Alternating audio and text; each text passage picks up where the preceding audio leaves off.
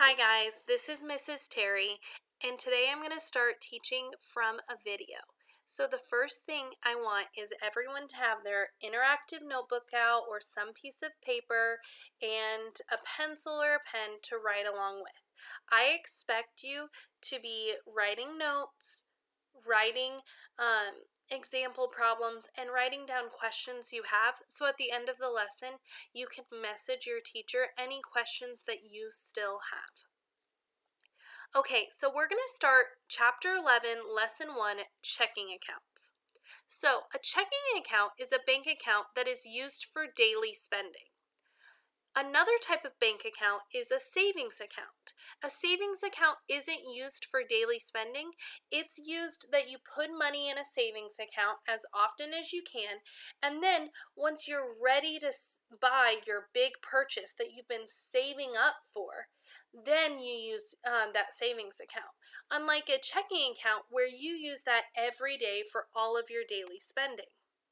So, a checking account has deposits and withdrawals coming out of it. A deposit means you're putting money in, and withdrawing means that you're taking money out.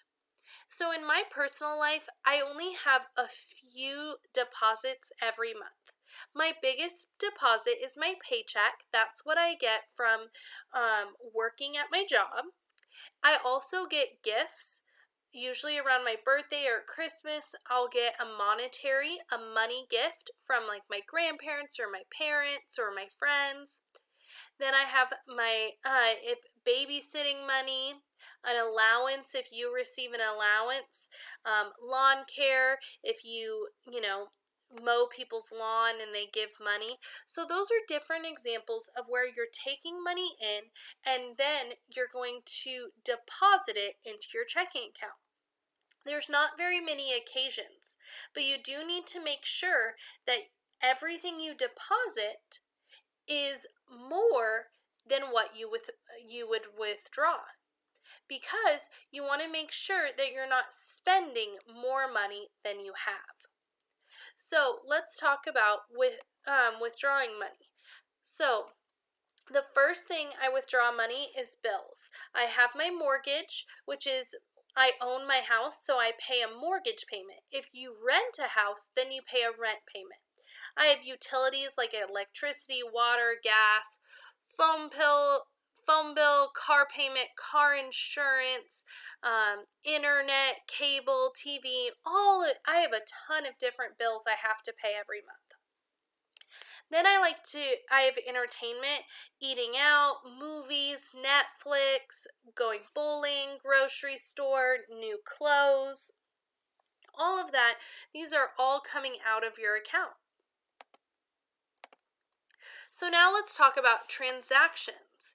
A transaction is the movement or exchange of money. So anytime I make a purchase, that is a transaction.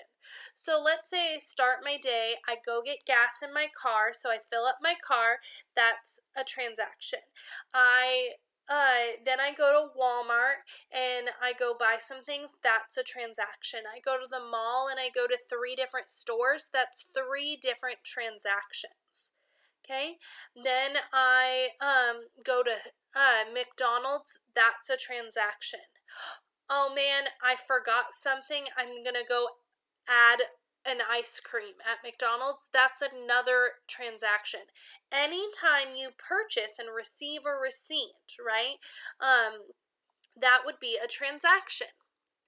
Now, a transfer is when you move money between accounts. So I transfer money from my checking account to my savings account every month after I get paid, because I want to grow my savings account by putting money in.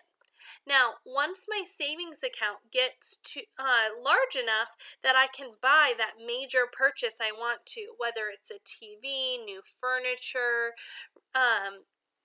lawn equipment, anything like that, a house, I move that money from my savings account and I put it in my checking account. I transfer it, and then I can pay for things. Now, a check register is a written record of all transactions. You've actually seen check registers in 5th grade. This is nothing new. And you've also balanced a check register in 5th grade. And what it does is it keeps an account of all transactions and what your current balance is and what your balance is at the end of the month. Some of your grandparents might really like using a check register. Maybe your parents do. A lot of people have turned to online check register instead of paper copy, but it is the same concept, and you need to understand how it works, because even though it's online, it still is the same thing. So let's start. A starting balance means the balance, the amount of money I have in my account, starts at 125. You may use a calculator on this. So I have a transaction of groceries. Instead of groceries, some people would write like Kroger, Albertsons, Aldi, whatever grocery store they go to, they might write that, or you could just write groceries. So I start off with $125 and I withdraw, which means I take out $95.38.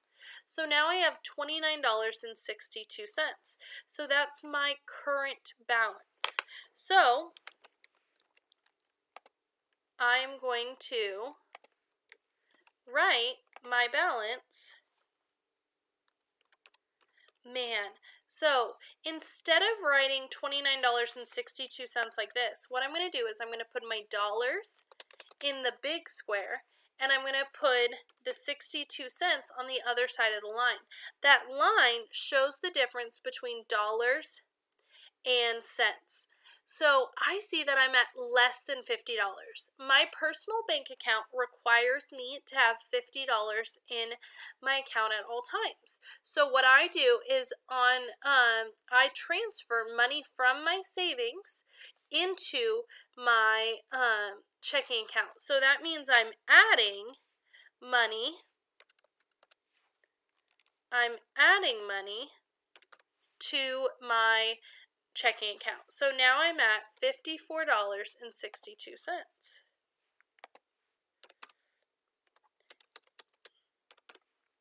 Okay, so then 4 days later, you see they put the date so you remember exactly, because nobody really remembers what happens if a month later, so you always want to put the date.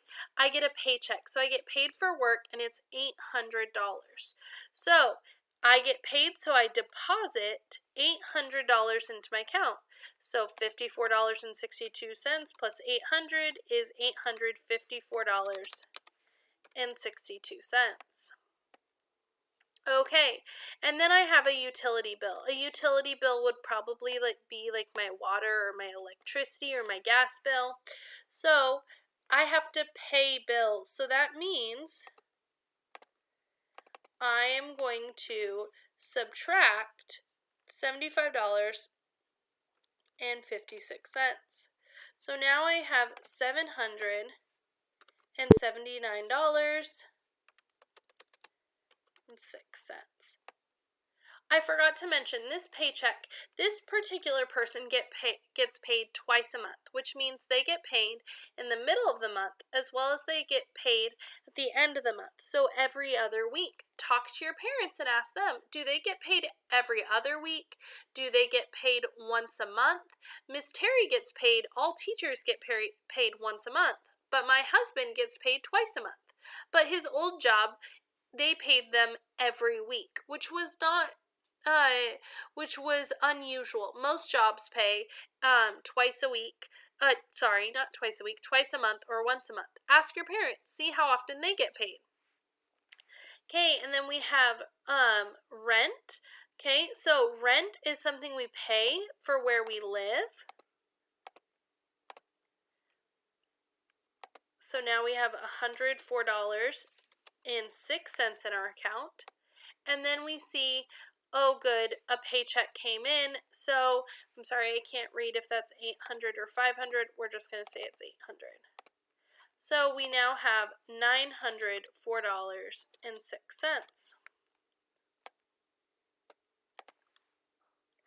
Okay, so this is what a check register looks like. So a starting balance is what we started with. You have your balance throughout so you can see, and then your ending balance is going to be the balance at the end of that month. So the balance at the end of November was $904.06. The starting balance for December is $904.06. Okay, so now let's talk. The next part is talking about comparing different types of checking accounts. So most of you, your first bank account is going to be at the same bank that your parents work at. Or sorry, your parents' bank at. My bank was, now I'm not at the same bank as my mom, but I am at the same bank as my dad. So those are things that you're going to need to figure out. Like, is this the bank I want to have a checking account at or a savings account? And you need to talk to the bank and sit down, and they can tell you the different features and the different costs of a checking account at their bank. And then you can compare it between different financial institutions, which means you're comparing it between Chase Bank and Bank of America and Wells Fargo, and you're just comparing them. So Lee's doing the same thing. He says he does use online banking, which at this point, most online banking is included in every single one. And I definitely do suggest using online banking. I check how much money I have in my account all the time. I never want to not know how much money I have in my accounts because I always want to make sure that I'm not spending too much. And Lee averages 25 transactions a month. So I can let you know that Miss Terry averages more than 25 transactions. But like my grandpa, he averages way lower because he doesn't go shopping as much. He doesn't go out to eat as much. He doesn't do as much as I do. So those are things that, depending on who you are, you would need more or less transactions. So, to be at Washington Bank, it's $20, but it's unlimited. Ooh, and free online banking. So, no matter what, the cost of this is going to be $20. For First Savings, you get 15 transactions free.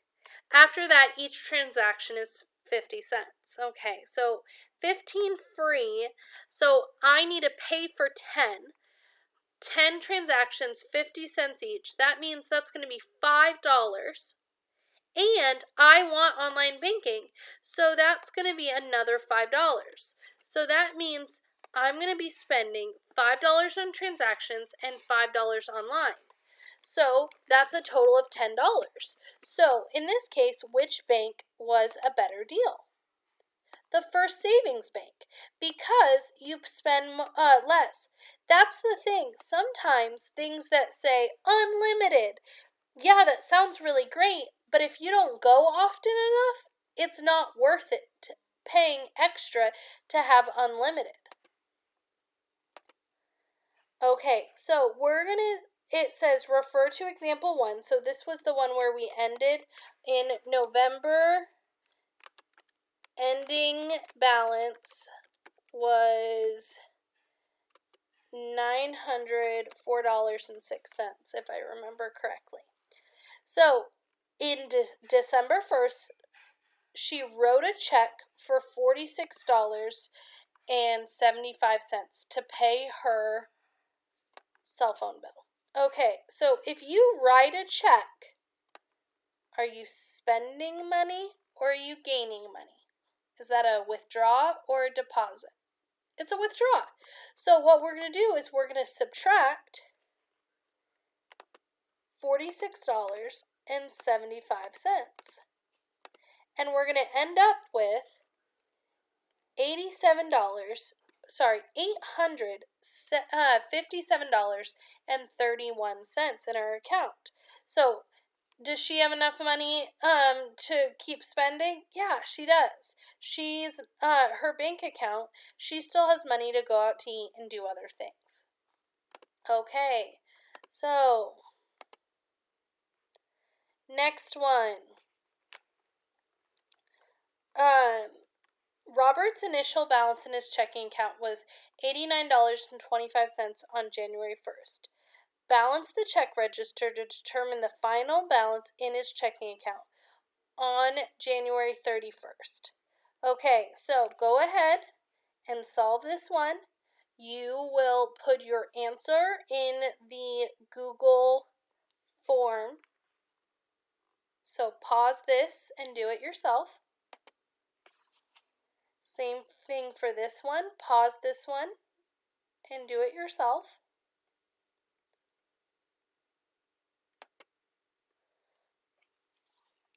Okay, so for this one, you're deciding which bank Parker should use in this scenario where he uses 20 transactions and online banking. This one, when he doesn't use online banking and averages 20, maybe it's a different bank, and justify your answer. And what about with 45 transactions?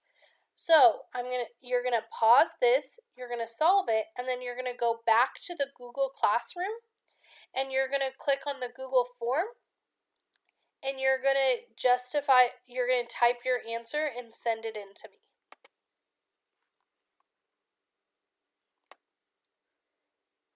The next two questions you're gonna do on your own.